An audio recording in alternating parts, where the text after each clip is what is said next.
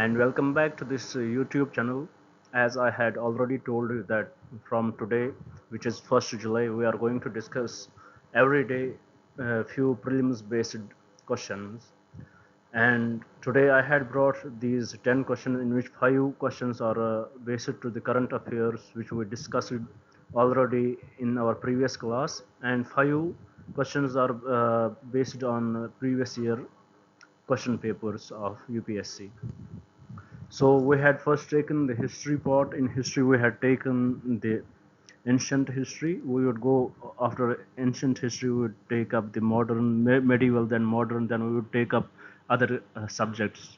So, in short, at the before, I guess, before your next year exams are there, I would had completed everything based on our previous year questions and about daily questions which we will discuss in our class, so that will give you the conceptual clarity. And these questions जो मैं यहाँ पे discuss करूँगा, this would give you the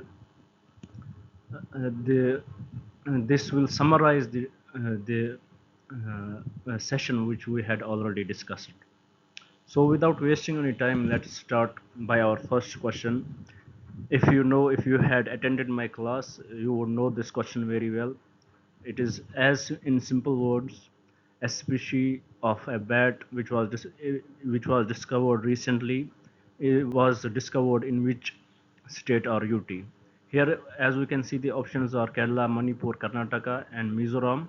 So we should know that which state it was in which this species of bat was discovered. And if you had been with me in our last class, you would know that. But don't worry, I would answer this. It is Karnataka. And I know you already knew this. Now, moving to the next question, which is a new species of turmeric found in which state or UT? These two we had already discussed in our previous class, and we should know that it was not Karnataka, it was not neither Jammu and Kashmir, neither Ladakh, but it is Manipur. So in Manipur, the new species of turmeric was found. Now, jumping to our third question, which is which of the following statements are incorrect with respect to the Bharatiya Nagrik Suraksha Samhita, BNSS? So, if you know, guys, we had discussed this also in our class, and let's see what are they. In first statement says, in judicial custody, a person can be interrogated by police officer ranked not below than SP without judicial order. What do you think? Is it correct or incorrect? This option, not the question.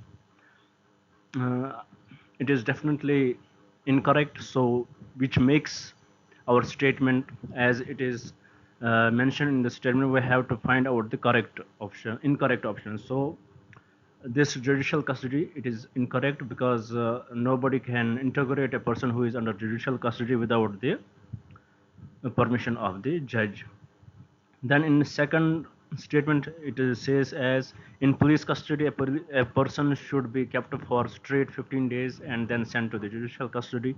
It is also wrong because we already discussed it in our daily news analysis that this time period can be altered by the police, which is one of the drawback uh, uh, of this amendment, or we can say of the Bharatiya Nagarik Suraksha Samhita, that it can lead to the harassment of the person who is under the custody. So we already discussed it, and this time period may vary. For example, they can keep the person under police custody for 5 days, then send him to the judicial custody, then bring him back for 2 days, or then send it again to the judicial custody. But this time period is also fixed. It is not fixed for 15 days, but it is fixed till 40 to 90 days at least for मतलब कि 90 दिन तक ऐसा कर सकते हैं for 90 days.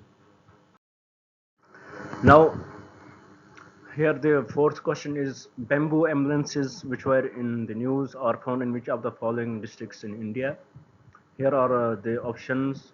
We can see Baramulla in Jammu and Kashmir. It is totally incorrect. cotton cloth in Chennai. This is also incorrect. Then we have Nandubar in Maharashtra. This is the correct option. So here this Nandubar, which is one of the back, we can say, poorest district in Maharashtra. It is in this district the bamboo ambulances are found. Moving to our fifth question, as it says here, education was put in concurrent list by which of the following constitutional amendment act? Was it 54th Constitution Amendment Act? No, I don't see it was that. Was it 44th? It tried to bring this 44th Constitution Amendment Act tried to bring it back to the state subject, but it failed. Was it 42nd Constitutional Amendment Act? Yes, it was the 42nd Constitutional Amendment Act, which brought the education from state subject to the concurrent list, state list to the concurrent list. So these are few questions which would help you in recapping the session which we already discussed. So I hope it was helpful for you guys. And now moving to the previous year questions. It is basically based on the history. It is based on our history subject, which first we would take up the ancient history. So in it, I had taken up 5 questions. We would discuss every day 5 questions based on the previous year question papers. Then it will go like that. So the first question which we can see it here, if you had already if you ever had seen the previous year questions, you would know about these questions then, and you would find out the similarity. So here the question is, the word Hindu as reference to the people of India was first used by whom? Was it used by Greeks? No, I don't guess so. Was it used by Chinese? Neither. Was it used by Romans? Not at all.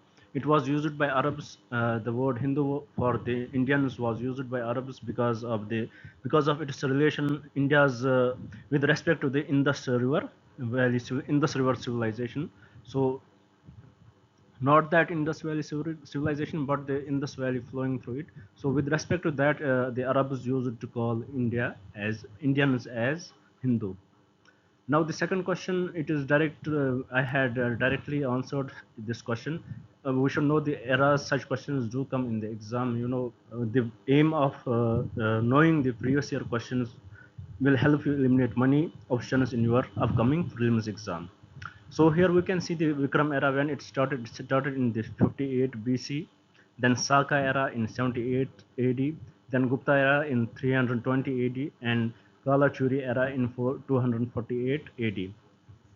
About Vikram era, it was started by the king Vikramaditya. Saka era, it was started by Kanishka. Gupta era was started by Chandragupta I. Now the third question, here we can see that who among the following was a Brahma Vadini who composed some hymns of Vedas. Who was she? We should know that it was uh, Lupa Mudra. She composed some of the hymns of the Vedas. She was the Brahma Vaidini who composed the hymns of Vedas. Here we should know this term Brahma Vadini. This is the catch in it. So with respect to this, it was the Rupa Mudra who composed the some of the hymns of the Vedas. And for we should also know that the other Brahmavadinis were Vishwavara, Sikta, Nivayari, Gosha, and Maitreyi. These were other Brahmavadinis. Now, here the fourth question is, in Sanskrit play written during the Gupta period, women and Sudras speak which of the following languages? As we should know that it was a time when women and children, Shudras, they were very much oppressed, we can say. So, what do you think? Which language do they speak? Do they speak Sanskrit? I don't think it was the Sanskrit, because Sanskrit was spoken by the elite of the of that time. So definitely not Sanskrit. Was it Prakrit? What do you think? Was it Prakrit?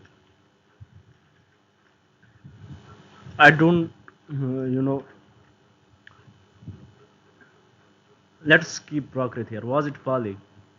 No, not at all. It was not Pali. Was it Soraseni? Neither it was Soraseni. So it was definitely Prakrit. The people, it was the language of commons, we can say. Prakrit was the language of the commons. It was spoken during that time. Then, coming to the last question of today's discussion, it is the name in which Ashoka is generally referred to in his inscriptions is मतलब किस नाम से अशोका को हम जानते हैं उसके inscription से generally was it Chakravarti, was it Dharma Devi Deva, was it Dharma Kirti, or was it Priyadarshi? It was definitely Priyadarshi. In Musky inscription, we found out that it was a huge confusion for historians whether Priyadarshi was his grandfather or it is Ashoka. But in Musky inscription, we found out that it was definitely Ashoka. So, if such question would be asked, you should know this information if you had read your prehistory that who was the person mentioned in who is the Priyadarshi mentioned in Ashokan inscription. It is definitely Ashoka itself, and where he mentioned his real name, where we find out it was in Musky inscription. So I guess it is enough for today. I wish you best of luck. Please do stay with me and do subscribe this YouTube channel. Trust me, you will get the best content for your prelims exam next year or for your other state PSC exams. And we would try to discuss in simple words. My aim is to discuss, every news analysis in a simple word, then crack down the important points from it and help you grab as much knowledge as possible. So thank you very much for staying with me. Do subscribe this channel. This would be most beneficial for me and I hope it would be beneficial for you guys. Thank you.